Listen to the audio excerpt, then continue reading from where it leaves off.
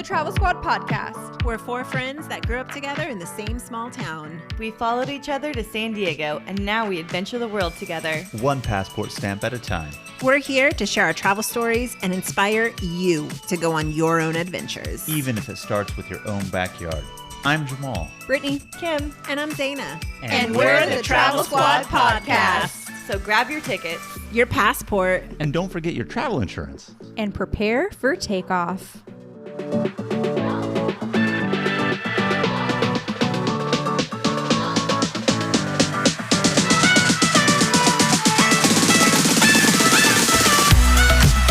Hello, fellow travelers. Hey, everybody. Welcome to episode 40 of the Travel Squad podcast. Today, we are mixing it up a bit, and we're going to be inspiring you to travel in a different way. Today, we want to highlight ways that traveling can change your life and make you a better person. And we're going to prove it to you by sharing some examples from our own lives. Yeah, traveling opens you up to different cultures and people and helps you realize that there aren't many differences that divide us as human beings. I feel like travel broadens your life experiences and it can really make you a better person if you're willing to be open to different cultures and customs. I really love traveling because I'm always looking forward to my next vacation and new adventure, because every time that I travel, I grow as a person and I learn something new about a different part of the world. For me personally, I've been traveling since I was 20 by myself. In my early 20s, obviously now I'm with the squad. But main point being is I experience some of the nicest people out there when I'm traveling. Strangers have treated me like family, have opened their homes to me. Like, I can't even say enough good things about the way that people have treated me. And I feel like it's completely opposite from the notion that people are untrustworthy or mean or only care about themselves. Like, I think that the world is filled with people who want to help you. So before we get into it, I just want to say, guys, episode 40. 40. Wow. The big 4-0. Look at how far we've come. Congratulations, guys. Congratulations. Is this over the hill? 50 will be over the hill. 40 is still knocking on the hill's door. 40 is a new 30.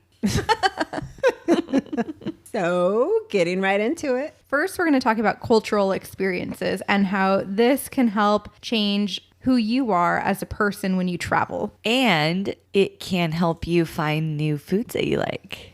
Best thing about traveling. Yeah, that's one of the coolest things about traveling, for me at least, is the cultural experience that you get by trying a new cuisine. And here in America, we're very lucky. It's a melting pot of all cultures on earth, so we always get to try different cuisines from all over the globe. However, there's nothing quite like authentic cuisine when you're there, and I feel like there's no better way to truly understand and experience a culture through its food. I mean, like, yeah, we're familiar with pizza and spaghetti that you can have in Italy, but I think like really like the stuff that you didn't even know existed. I don't know, it's just cool that you get to try all these different things that you don't even know exists. And they're so delicious. Yes. So many good foods out there to eat. Yeah, I think one of my favorite things is when we were in Lebanon and we got to try the meza. And there's just so many different snack foods that we get to try all together. And I love having little bites here and there, so I get to sample everything. And I like to also try traditional food in like traditional places. Like when we were sitting out in the middle of Dubai in the desert, sitting on the Ottomans, having a traditional breakfast. Like that was such a cool experience. Chili was bomb, wasn't it? It was delicious.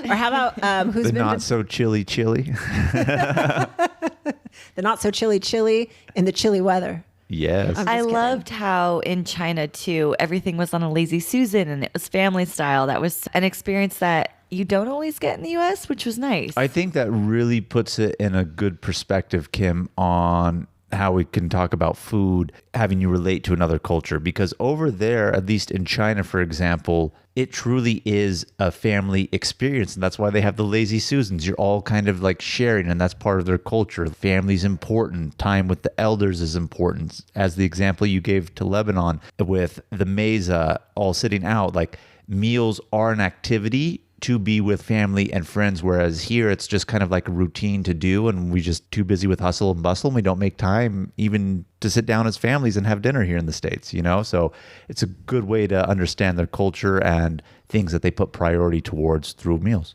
Or even like China and Lebanon, when you do the shared style, it's different for me because I'm used to having my own meal. But to talk to what you just said, it's a shared experience. Like you don't get your own meal because you're sharing with everyone else. And while we're talking about food, that leads us right into drinks. Like I love going to new countries and trying their country's drink, like the pisco sours in Peru. When I was in Belize with Nicole, everywhere we went, they had happy hour signs, but really the only thing on happy hour was their drink, the panty dropper. I don't remember what was in it, but like that's what it was called, the panty dropper. And I'm like, I don't understand why they have a happy hour when it's just half off the panties.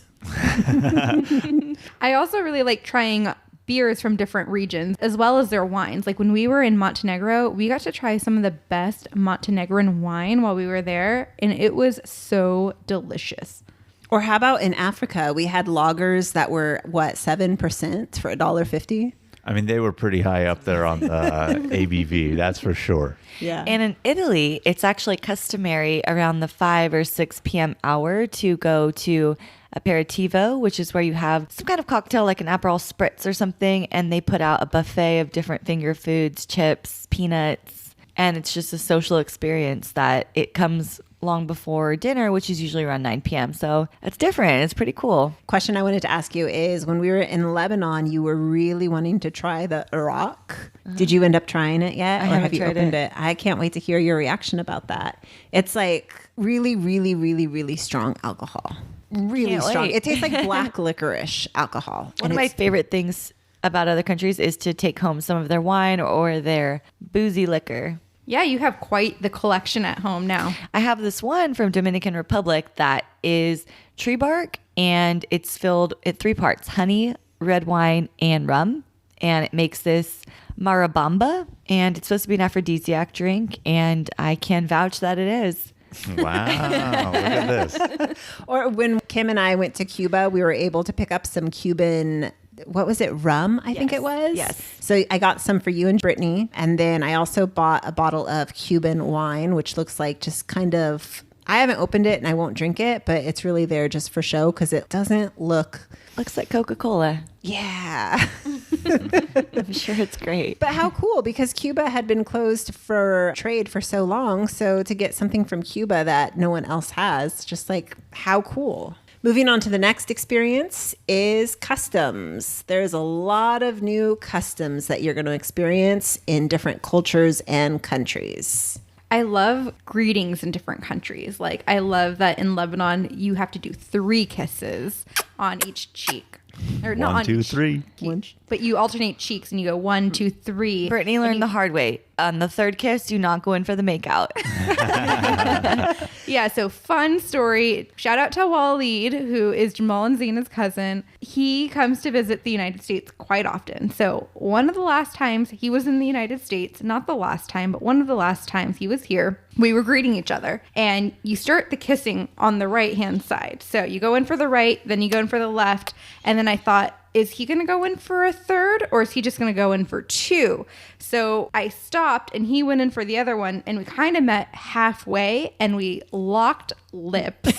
Lucky you. But you know what's really funny about that though, minus the story of you kissing my cousin on the lips, is in other Middle Eastern countries, they only do the 2, but Lebanon's one of the few that does the 3. So it's like one of those things that you learn really as you go, and each country has their own different culture. And, you know, I mentioned other Middle Eastern countries, it's 2. France, for example, it's like the 2 kiss just as well. So Kim loves to learn to say cheers. In That's different my countries. favorite thing because every language, every culture has a way to say cheers. Obviously, we say cheers in the US. In some other Asian countries, they'll say mabuhay, or in Arabic, it's zahatkon. Salute. Salud in Spanish, salute in Italian, or chin chin in Brazil and Italy sometimes. It's amazing. I love it. How do you say it in Dubai? it'd be the same as in Lebanon in Arabic. They don't drink in Dubai. Yeah, good answer, Kim. Kim nailed it on the head.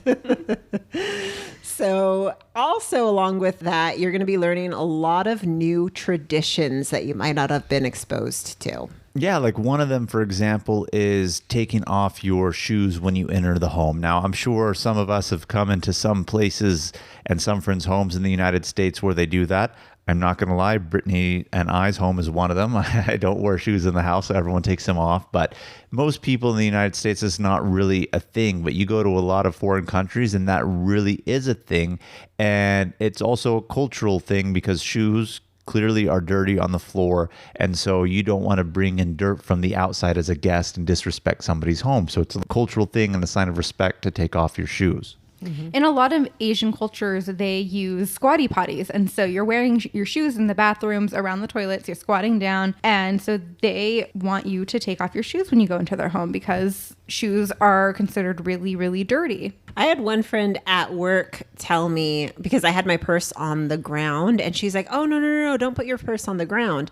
Because in her culture, it's bad because your money is in your purse and putting it on the ground is kind of like just no good. You know what I mean? Mm-hmm. So it really made me think twice now where I put my purse because I don't want it on the ground. Another tradition that you may come across and learn is accepting coffee when it's offered to you. You know, if you're in someone's home or like out and about, it's considered rude to say no to an offer, more particularly in the Middle East, especially when we were in Lebanon. So a lot of little things where here in the United States, you know, if you go to someone's home and they offer you coffee, you know, you could say no and it's no skin off the other person's back. They're like, okay, but in other cultures, it's rude to turn down something that's offered to you. In fact, it's like a little bit of a dance because they'll ask you, do you want coffee? And the answer is no. And then they're going to ask, are you sure? You don't want coffee? And then the answer is yes.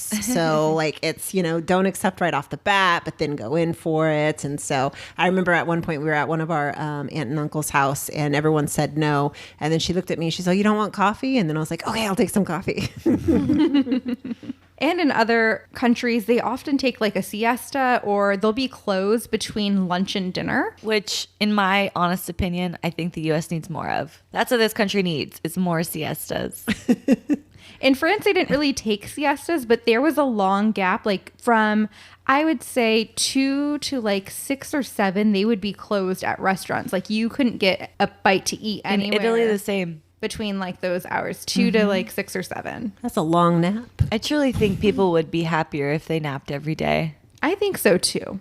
Oh my gosh. See, but that's another cultural thing. You know, they have that in Spain, but I feel like they don't have that here in the United States because the United States is all about the mindset of productivity and we got to work and it's hustle and bustle. Whereas, you know, the tradition of the siesta is more, they live a more relaxed and easy lifestyle. And not to say that they don't work hard, but they enjoy the little things. So it's like, okay, yeah, to go home 3 hours from work to take a nap and have a late meal and then come back, you know, that's like normal to them. And that's just their easygoing lifestyle. Yeah, in France and other European countries, it's actually pretty customary to take that long lunch and meet up with your family or friends and have lunch with somebody, read on your lunch break, just very much de-stress. More personal time. Yes, and it's prioritized, which is amazing. And dinner there is much, much later. Like dinner doesn't usually start until like 7 or 8 at the earliest. I was going to say, you're still giving an early time. I would say like 8:30, 9 o'clock, but... I mean, it depends on where you are. Well, but that's in true. the United States, it can start as early as like 4:35. Brittany's giving her grandma dinner times over here that she likes to have.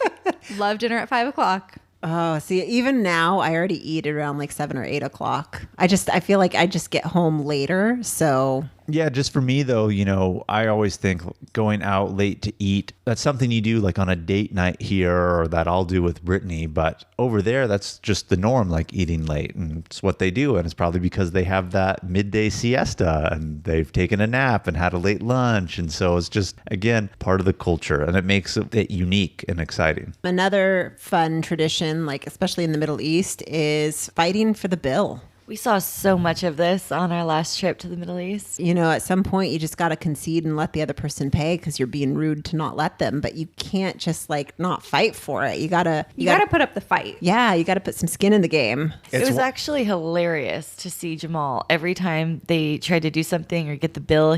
Honestly, it's too much. Honestly, we're fine. We're full. You're being too kind. Let me get it. And he'd be like, no, I got it. Well, even as guests, they don't want you you to pay. But even if you're not like a guest and living over there locally, you know, you go out to dinner, even if someone invites you, it's that fight. It's like the song and dance routine, you know, no one truly really wants to pay, but if you pay, it's the pleasure. But you just got to kind of put up that fight of hospitality, like, oh yeah, I want the bill.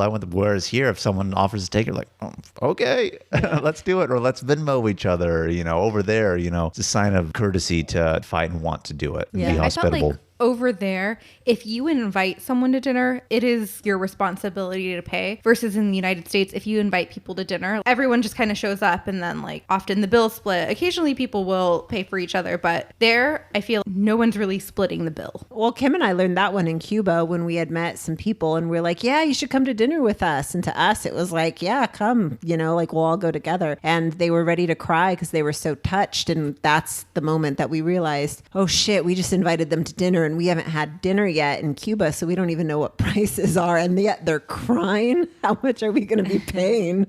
But yeah, I mean, at some point you do got to let them pay though, because it's rude not to. So after you eat, what do you want to do next? Go to the bathroom.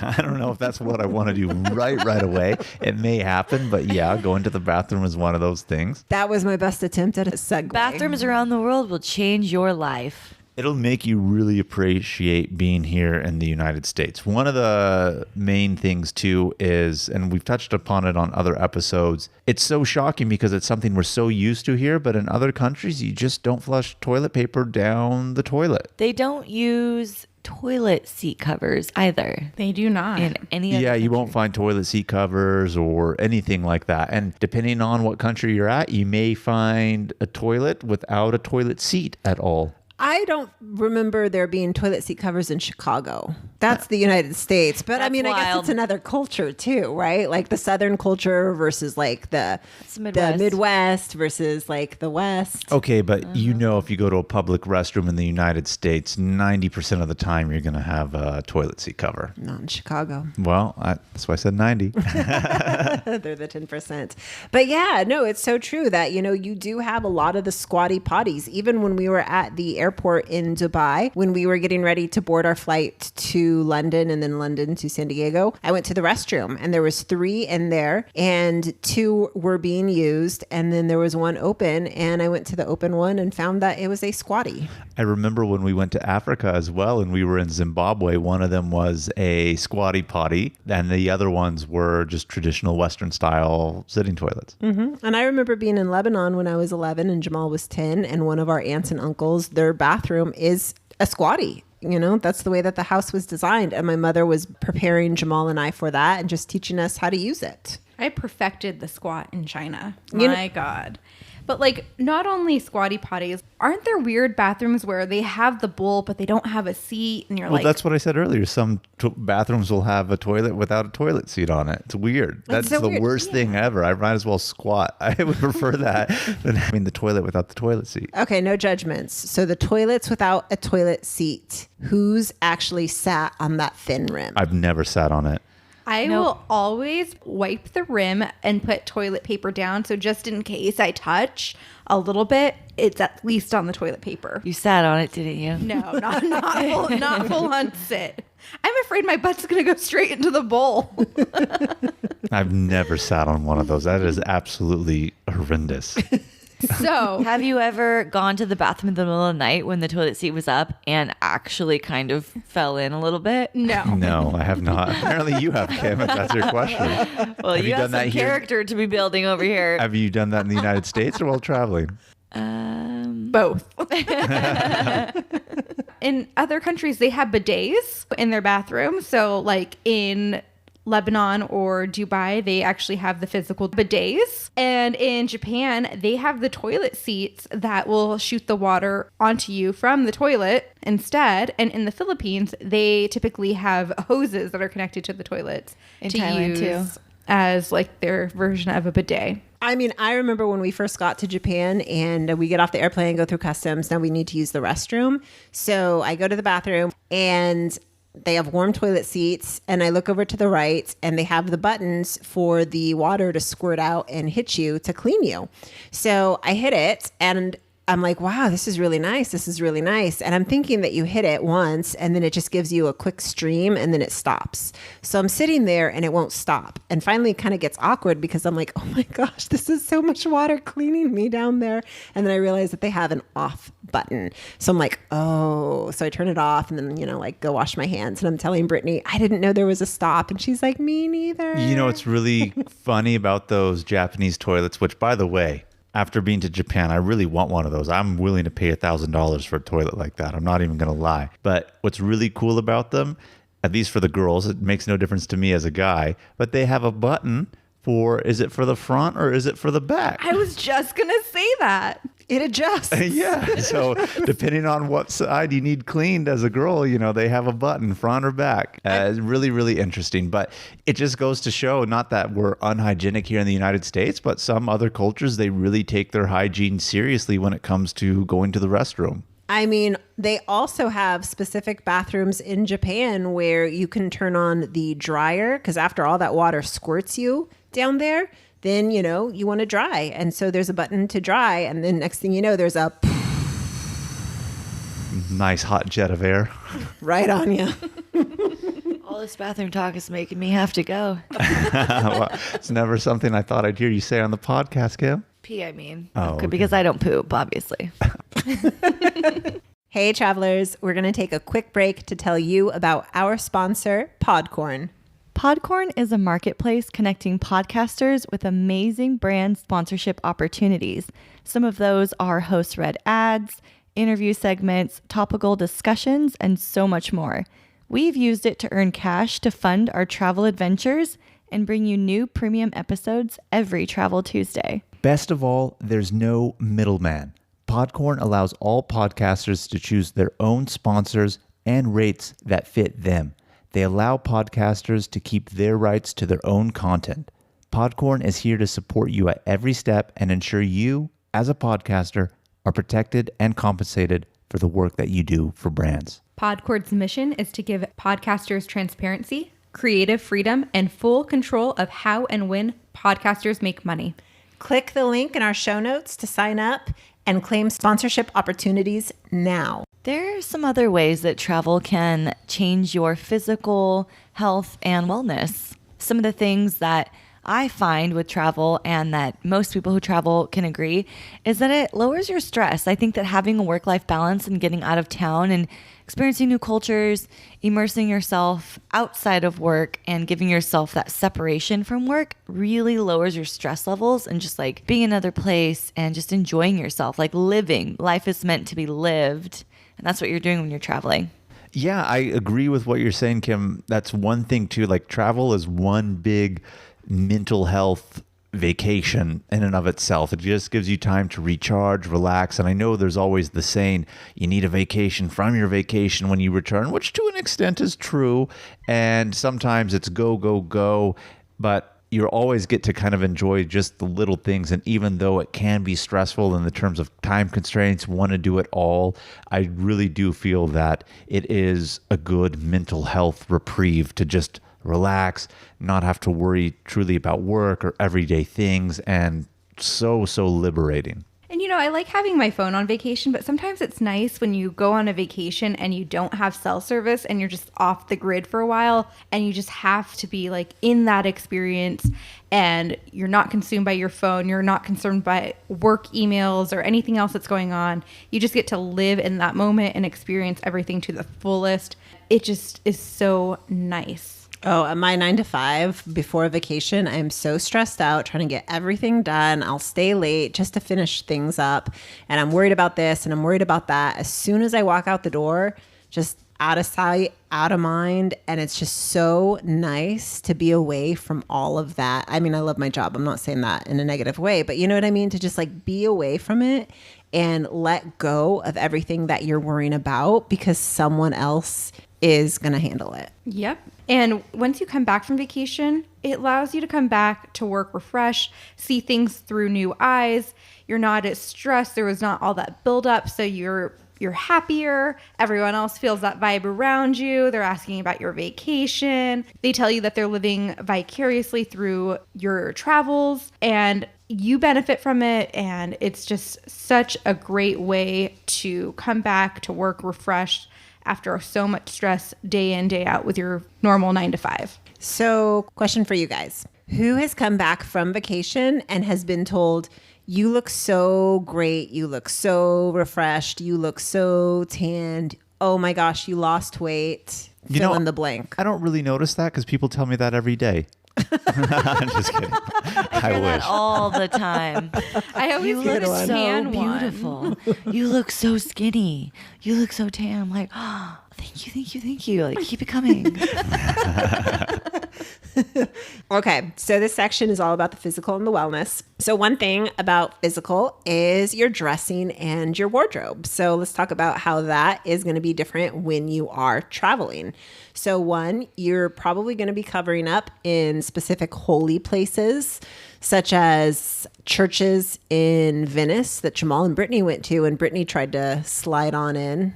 Didn't get through. I got caught. Had She to put on got a caught cover. and she had to pay a couple euros to put on a little robe because Brittanie wasn't dressed appropriately. Temples in Thailand, they gave me robes to wear. Dubai, they have signs to make sure that you're, hey, dress respectfully. Well, that's even in public, but even on top of that, if you were to try to go into a mosque, you would need to cover up, if you're a woman, things like that. So definitely, regardless of where you go or what faith it's associated with, whether it be Buddhism, Catholicism, Christianity, Islam, Judaism, it's always a general rule of thumb. You're going to be dressed and have to dress respectfully in and around the holy areas and temples, churches, mosques, etc. So it teaches you to dress more respectfully, a little more conservatively sometimes, but also like you take the fashion and the flair of the places that you're coming from. So in Italy, leather jackets and leather clothing is really big. So I brought back a leather jacket from Italy. Or sometimes when people go to Asian countries or African countries, they're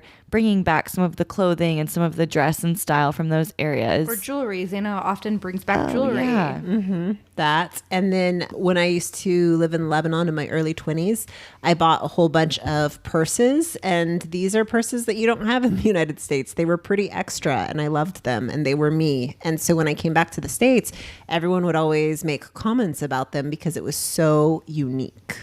So moving along, there's so many benefits to traveling. For example, making new friends when you travel. We often talk about Kasha and Ryan, who we met when we were on a tour to China, and we still keep in touch with them and hang out with them. They actually went to Hot Springs National Park with us. They went to Japan with Zeina, Jamal, and I. So they're good friends. When we hiked the Inca Trail, we met friends while we were there. We went and saw Jen and David in Colorado after we had come back. And I know you've met friends too, Kim, along your travels. I have, and we really shouldn't downplay this. This is one of the biggest things about travel that will change your life and that it has changed our life and affected our lives is the people that you meet while you're traveling. You make these friends while you're there, and that's amazing. But then when you actually take these friendships and continue them on for months and years to come, and you haven't seen them in months and you reconnect in another destination, like there is like a magic about that you only make those connections with people that you meet while traveling. And it's like a friendship that it's on another level. Yeah. My friend Isel, the one that went with us to Cuba, Kim and I to Cuba, I met her, in 2008 when I was traveling. We probably hung out just a few times over the course of a week. And then I went back home and we've always stayed in touch. And then we ended up living together in Lebanon, not like roommate style, but like at the same time there in Lebanon. And we were just like such good friends. And I still talk to her all the time. Last week we Skyped over the weekend. So it's just such a connection that you make with these people because you're sharing experiences that you can't share with other people back home. Even with Layla, like you met her going to AUB, which is the American University of Beirut. You guys were both there for your travel abroad or your year abroad. And then she got married and stayed there, but I always went back and like I always hang out with her and I still talk to her all the time. And you've talked about her ever since I've known you pretty much. And when we got to meet her, it was like when you guys got to connect and see each other after not seeing each other for what, 10 years at least? Yeah, well, I did see her in San Diego a few years prior, but still, it's the same thing. That was like the first time in 8 years, and it's like no time has passed. Yeah, it was just like you guys reconnected and no time was lost at all. No awkward silences at all. There's other people that I do know here in San Diego that I have more awkward silences because there was no awkward silences with her. Kim, you've also fallen in love in another country. Oh, yeah. I love collecting boyfriends around the world. It's one of my favorite souvenirs. Different bros and different area codes, Kim? Oh, yeah, Do you have baby. a favorite boyfriend abroad? My favorite abroad boyfriend will always be Marco in Peru. Marco. First My love. first, yeah. I love First him. love. Love First him. travel love. Well, first international love. Hey, Linda. For all of you out there, Linda in Spanish means beautiful. So when someone says, hey, Linda, they're saying, hey, beautiful. But we forgot that that means beautiful in Spanish. So Kim was like, hey, my name's Kim. My grandma's name is Linda. So that's another thing that you get when you travel is you get to learn another language. You get to express love and gratitude and appreciation in other languages. And that is beautiful. Yeah, and in making these friendships, you also see how positive the world is and how people just want to help. Like even if these are friends that you make along the way and you continue to travel with them, keep in touch or talk, but even just strangers that you come across, you know, they're not friends that you're going to keep for life or you'll only see them there, but you just value those connections because they want to help you out. And if you were in the situation, you would want to help them out. It's almost like a community in and of itself of just travelers and just that appreciation of what it is that we're all doing, even though we're on different paths and we're connecting at this moment in time. It's just really weird to describe, but like when you experience it, you know what I'm talking about. Yeah, you also realize the value of connections.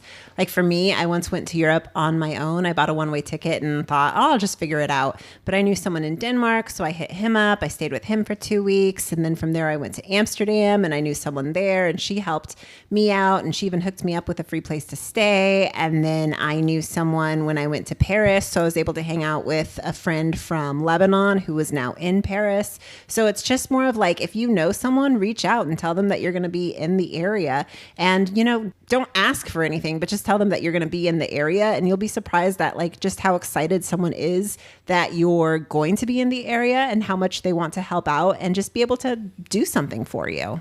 Another benefit as well is just all the stories that you're now able to share with other people. Like for me personally, when people meet me and I talk about how many countries I've been to or, you know, the places that I've traveled to, it immediately puts me in a position of interest to this person because more often than not, most of the people I meet have not traveled as much as I have. So people are just so curious and interested and they have questions and it gives you a great conversation piece to talk about with other people. So yeah, travel is always a great conversation starter. Everyone wants to know about your trips. If you've been before and they have an upcoming trip, they want to know tips and tricks too. So it's a great conversational piece. It not only makes you more interesting, but when you meet someone and start talking to them and they've been to the same place that you have, then you also form a connection with that person. It's like, oh, you went to the full moon party in Thailand, so did I. And then you have something to talk about. You like feel like you know each other on a different level because you've both had this experience, even though you may not have had it at the same time or with each other. It's like I don't know, some kind of bond that you don't have with everyone. I was going to say that reminds me a lot like when I come across people, which is very few, but you do, who have said that they've hiked the Inca Trail because that's something to do. Not a lot of people do it, and it's quite a unique experience. So even though like I may not know this person or meet them for the first time, you feel that instant connection with them that you guys have shared the same thing. And to an extent, you guys know each other, know something about each other, even though it's not on a personable level, but it's on a shared experience level. I remember reading this one article and it was talking about how, let's say, you know, you are standing in line here in California. You would never really talk to the person next to you because they're just a stranger. But then let's say you find yourself in Germany, just another country, and then you meet someone from Arkansas, and immediately you have a connection because you guys are both from the United States, whereas beforehand in the United States, you guys would have never talked to each other. And then imagine being in that same line in Germany and finding out someone is from California or someone is from your city. You know, it's such a small world. So when you do travel and you find someone from your country or your state or your city, then you immediately have something in common with this person that you would have never had in common in your actual state. I remember when I was in Thailand, it's a lot of Australians and people from the UK who are traveling there. So it was actually pretty rare to hear an American accent. And when we did, it was exactly that. It was like, oh my gosh, you're from America. Where do you live? And like we instantly had a connection because of that reason alone. And isn't it so funny? You would never talk to that person otherwise in the United States. True. Moving on, another benefit of travel and how it's going to change your life is the mental and psychological aspects that you gain from travel. Travel has made me so much more resourceful. I have learned so much while traveling. I've learned how to travel independently, figure out my own schedule, how to get from point A to point B with like limited cell service or public transportation. And it just makes you so much more responsible and independent. And you learn to trust yourself so much more when you've traveled the world individually or with just a small group. You just know that, wow, look what I can handle. So you just feel like on top of the world that you can handle anything. Yeah, the first international trip that I did a lot of the planning for was hiking the Inca Trail and being in Cusco, Peru. That was probably like the first time I've really planned an international trip. And I think it went off pretty well. Jamal, prior to that, had done most of the organization for us. And then when we were in Japan, gosh, how many of us were there? There was 7 of us. And I planned pretty much, I would say 95% of that trip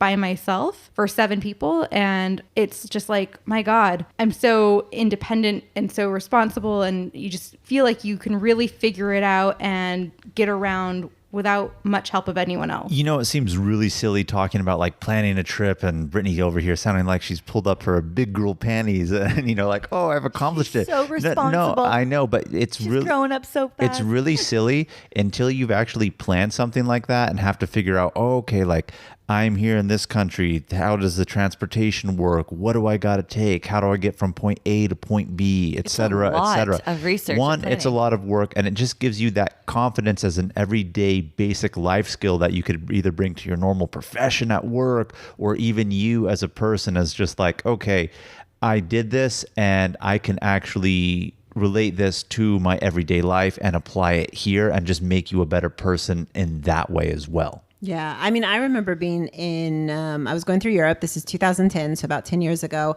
And I change of plans. So that's fine. I adapted very quickly.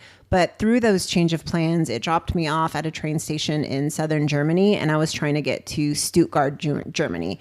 Now, this was such a small town that no one really spoke English because I was trying to figure out what train do I want to get on because their machines were German only, and I don't speak German. And I'm like, oh my gosh, how do I know where I'm going? How do I know what to buy?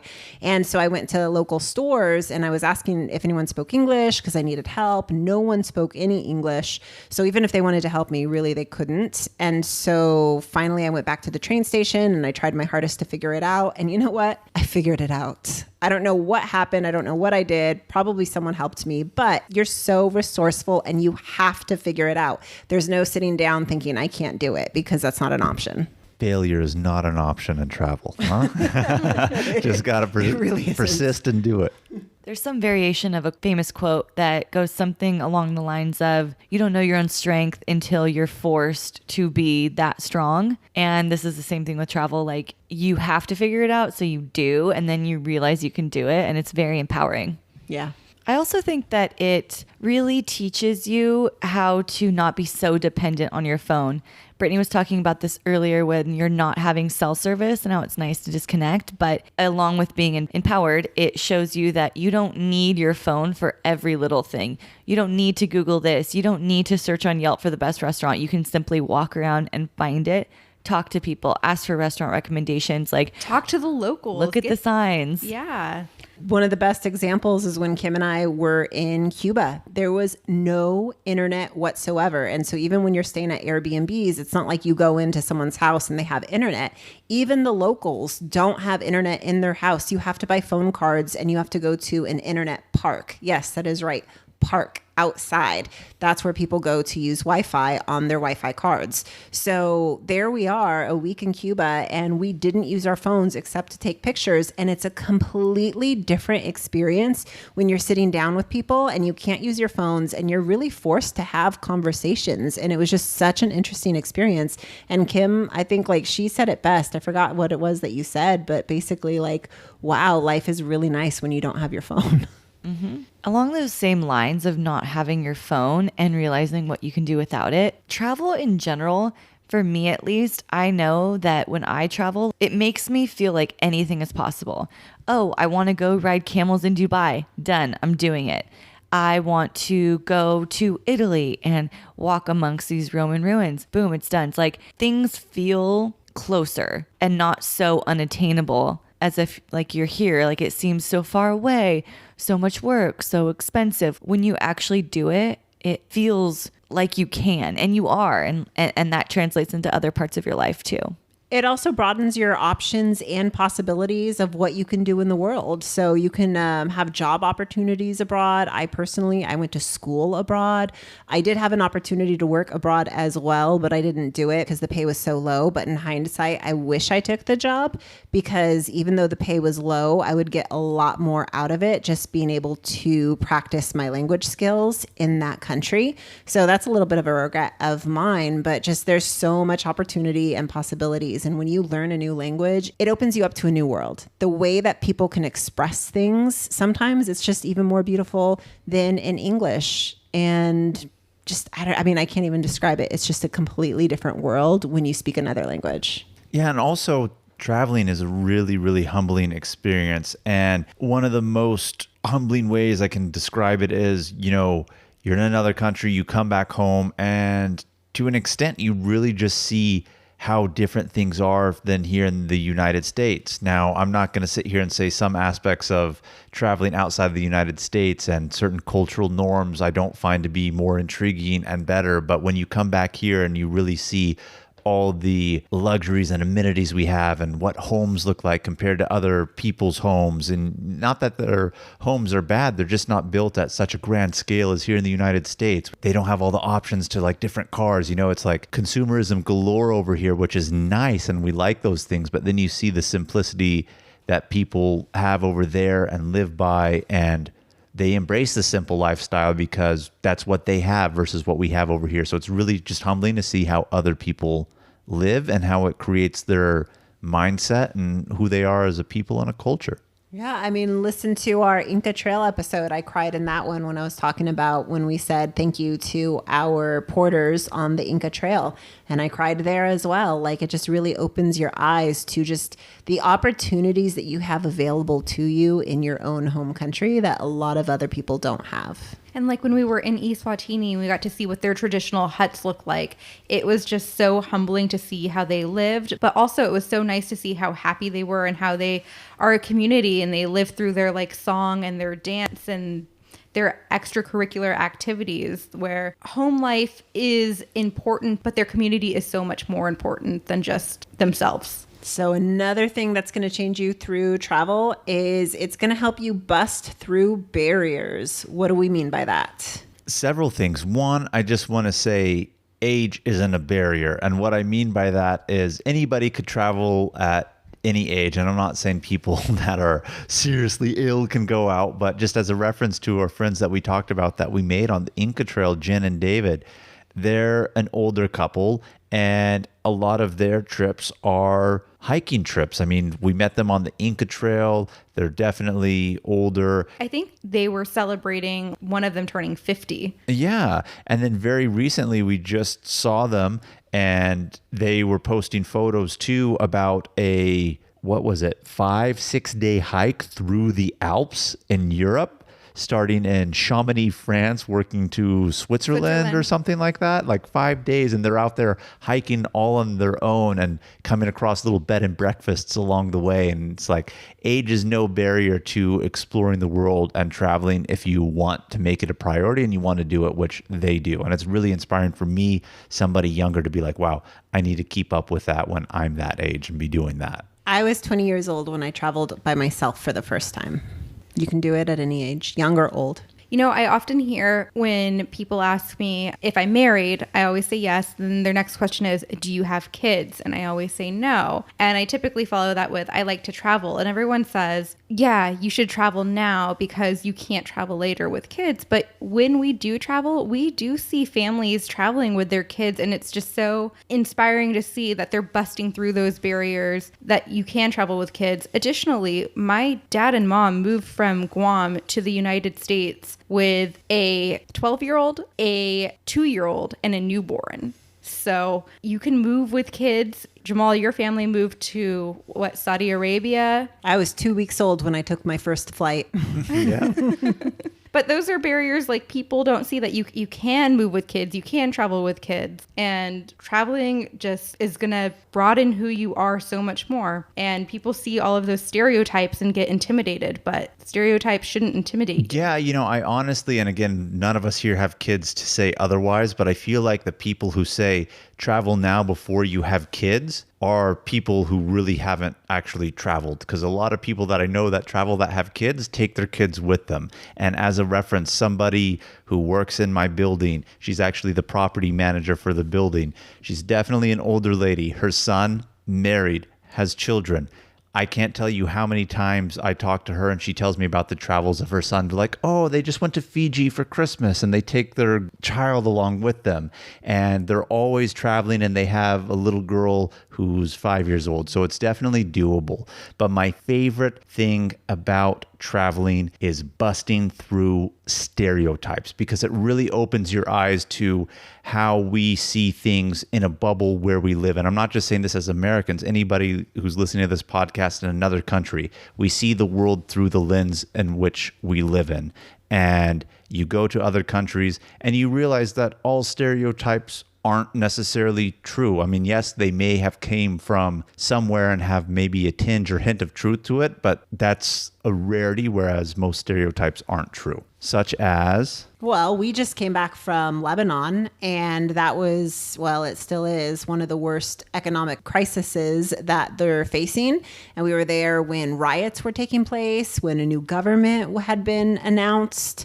So there was a lot of uproar and a huge uprising and revolution going on right now, but it was safe because the riots were only happening in a certain part of town, and you knew where it was going to happen and before it was going to happen because it was posted. Well, even beyond just that, talking about Lebanon being in the Middle East or even Dubai, you have the misconception that, oh, they're really conservative countries, ultra religious, and not to say that some people there aren't, but Lebanon's a Middle Eastern country where women don't have to cover up, for example.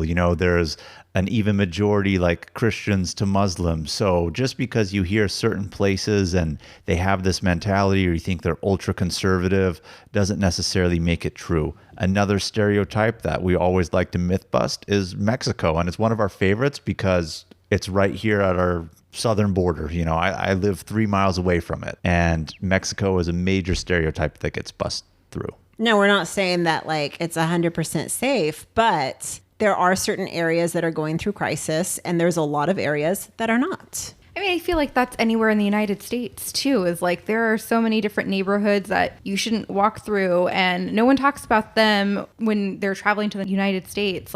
If you stay safe and you stay out of those unsafe regions, you're going to be fine. The other bust through barrier that we want to talk about is that it just makes you more educated on the world history. I learned so much about world history and Arab history when we were on this latest trip to Lebanon. So much stuff that I never learned in school. I would never really get the knowledge that I did without having been there and hearing it from the people that I heard it from there. Yeah, even, Kim's using Lebanon as an example. It's a good one. But any country you go to and go to a tour, even as an example, Brittanie and I's latest European trip when we were on the Adriatic coast in Europe, when we went to Croatia, Slovenia, Montenegro, they all used to be one country, had a civil war, broke up, and you hear about it in the news because it was relatively recent, at the time that we were alive. They seldom teach it in the history books, and if they do, it's not in depth. But when you really hear a local talk about it, or you're on a tour, like, you really just get a better understanding. And my favorite thing is, and like I said, on the last subject when we were talking about myth busting, certain stereotypes or misconceptions of other places, we truly see things through the lens in which we live. And when you travel, you're able to see it through another person's lens. Now, it doesn't mean that it's right or wrong from your lens or theirs, but at least gives you that open-mindedness to see their perspective and where they're coming from and understand their human emotion behind a way they believe, think, or feel. Another thing too is, like, when you guys came back from your Eastern European vacation, when we were doing the podcast, that was the first time that Kim and I were hearing about it. And Kim made the comment, "Did you know Mother Teresa is from Albania?" And I said, "No shit. I had no idea. I grew up hearing about Mother Teresa, seeing Mother Teresa, all that stuff, but you didn't know, wow, she comes from Albania." Like, fascinating stuff. Yeah, I learned so much when I travel. I'm going to be 100% honest. World history and any history in general, those are not my subjects. I am terrible at history. I just feel like they're just a whole bunch of facts on a piece of paper with some dates applied to them. Not my subject at all. It's just a whole bunch of dates and some facts thrown on a piece of paper. But when you're there and you're walking through ruins, or when you see artifacts, or you're learning about famous people that come from those places, I really absorb it and it resonates with me. And those are things I'm not going to forget. So I learned so much more about world history when I travel. Any other final thoughts, ladies, on how travel has changed you, or you feel it will change our listeners? I feel like a lot of this stuff, until you travel, it just makes a lot more sense once you do. You really, really, really understand where this is coming from. And it just really enriches your soul. And we can't express that enough or encourage you enough to go out and explore the world and realize how small it really is. Very well said. Yeah, for me, I would just want to say, like, truly, traveling will make you a global citizen. Not that we're still not going to be proud of where we come from and our own countries and have that sort of pride, but it just really makes you a global citizen. And the first segment, when we were talking about just cultural differences and going over those little things, that we didn't really touch about how that will change you, but it goes back to what you were saying, Zeina. Like, once you have that experience, you'll understand what we mean by those little things and how from those you can really understand the people and their culture, and it just gives you greater appreciation for what you're seeing, what you're experiencing.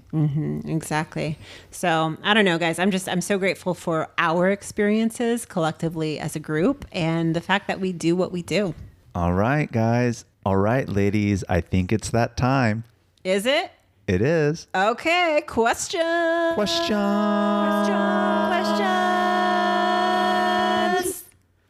of the week. Yeah. I'm liking our little acapella going into it. We got a nice little flow now. First question we have is, what's a great travel location that you've been to that you feel is underrated or that not many people go to? Lebanon. It's a good one. I'm going to agree with that, and probably maybe slightly biased opinion because we are Lebanese, and by we, I mean me and Zeina. But at the same time, we just got back from this trip. It's fresh on my mind, but it truly definitely is a very underrated location. And no bias whatsoever, man. Seriously, it really is that great. I had a great time, and I know you ladies had a great time when we were there too. Yeah, we did. Another place I would say is Slovenia. I had a really, really great time. It had so much natural beauty. I just don't hear people talk about it a lot. Lake Blood is beautiful. And I would even say another travel location I've been to that I feel is underrated is the Philippines. Like, people talk about wanting to go there, but not a lot of people actually go. I also think Arkansas is very underrated. That's a good one. Way to Great pull one one. from our backyard here in the United States. Arkansas was beautiful and very I loved nice. Arkansas. It was a hoot. It was a It was a hoot. One that I keep pushing on you guys that we haven't gone just yet, but Oh, let me Cyprus. guess. Oh, I wish I did let you guess. I'm sorry. I That was came out gonna- too fast. I was going to say Chetumal. Oh, yes. I do think that, yeah, people go to Cancun and they pay all this money for those resorts. But really, you can go down to Chetumal, which is the last city right before the border. It's in Mexico, last city in Mexico, right before the border of Belize. And you can fly in there and then take a bus a little bit north, maybe like 20, 30 minutes north. And there's Bacalar, and it's on a 7-color lagoon. And it's this amazing place. No one's there because they're all up in Cancun. So it's super cheap, but it's just as beautiful. All right. The next question that we got is, do you have to be rich to travel the world? Oh, you know it. I'm super rich. You guys laugh. No, the answer is no, you don't. If you've been listening to this podcast, which of course you have been, you know that we're not rich people. Like we're comfortable. We're not struggling necessarily, but we also really maximize our trips to get the most for the least, and have been able to manage some very reasonably priced trips that are amazing. China was a very reasonably priced trip. So was Lebanon. It's really all about where you place value. You're going to spend money where you find value. So, I would encourage you to take a look at your expenses and see how much money you're spending on alcohol or eating out. And I'm not hating, because I love to eat out and I love alcohol. Oh, yeah. But if you look to see how much you're spending versus how much it would cost, you can see that you can make a little bit of a balance or some changes. Another thing too is people are so quick to say, oh, I don't do that, it's too expensive. And if you are the person who asked us if you have to be rich, I would encourage you to do the research on how much it costs to do the trip that you want. And you'll probably find out that if you do your research and look for deals and whatnot,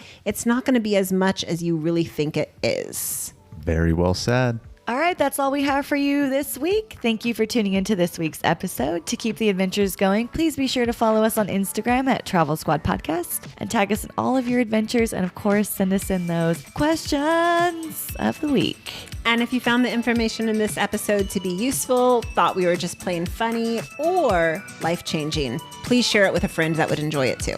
Please subscribe, rate and review our podcast, and tune in every Travel Tuesday for new episodes. I'm super excited for next week, because next week we are staying in our backyard, exploring it. So make sure to pack your bags and your hiking gear, because we are going to share with you the must-do hikes in San Diego. Oh, yeah. San Diego. Bye, everybody. Bye.